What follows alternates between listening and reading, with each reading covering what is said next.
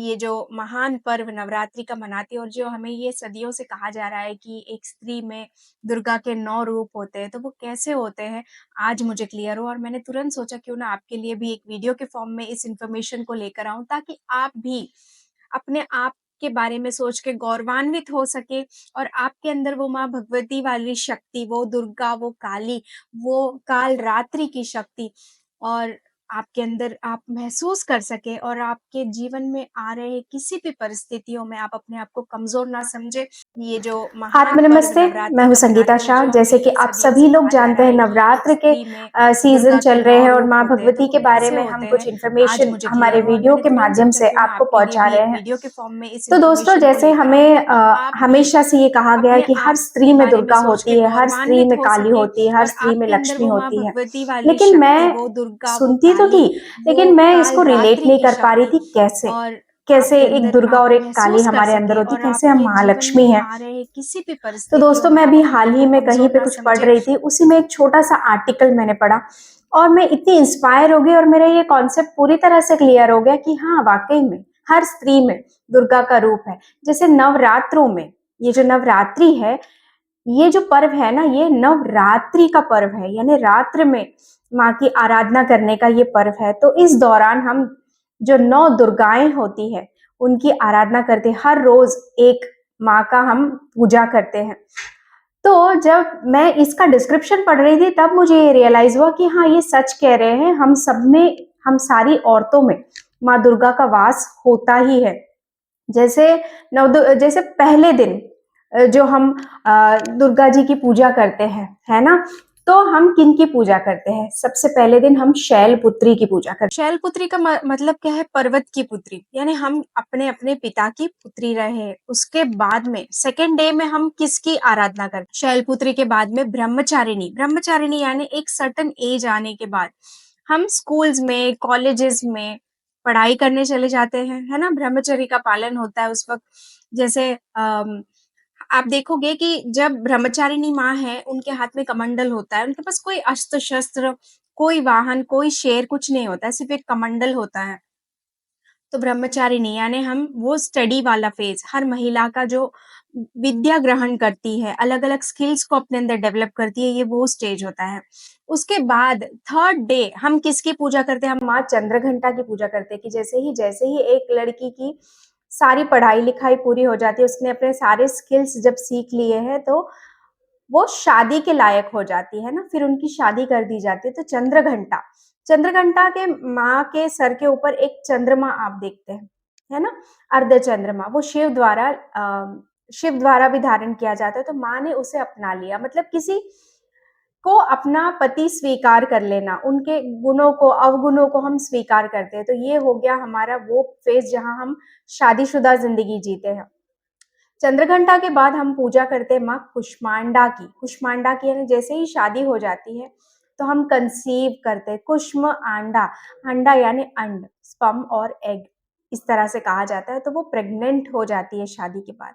उसके बाद में, कुष्मांडा के बाद में हम स्कंद माता की पूजा करते हैं।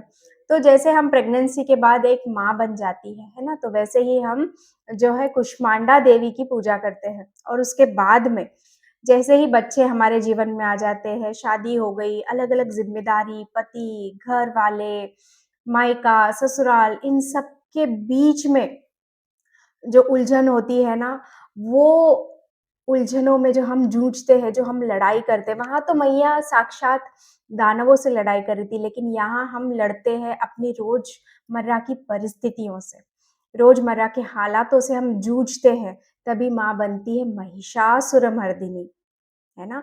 तो हम भी हमारे जीवन की ये जो समस्या आई है, किसी असुरों से कम नहीं होते, रोज़मर्रा के जो चैलेंजेज़ हैं, उनसे लड़ के हम हर रोज़ जीतते हैं ज़िंदगी को, तो हम भी महिषासुरमर्दिनी बनते हैं, तो अपने हालातों से लड़ते हैं।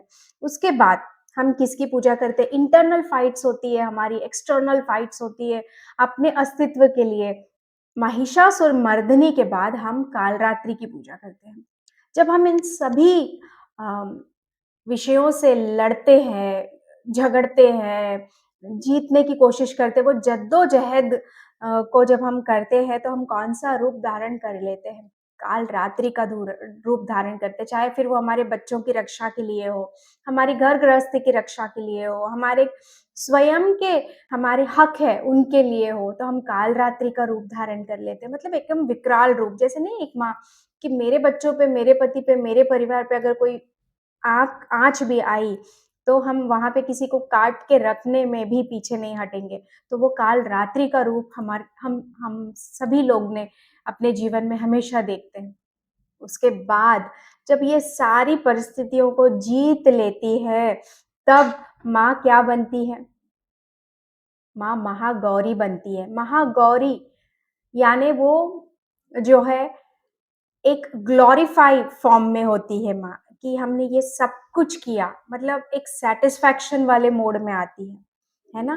कि बच्चों को भी बड़ा कर लिया, घर की ज़िम्मेदारियाँ भी निभा ली, सब कुछ बहुत अच्छे से मैनेज किया, तो महागौरी हम बन जाते हैं वहाँ पे। महा यानी ग्रेट, है ना? इतने सारे हर्डल्स को पास करके आना, मतलब वो महागौरी हुआ ना।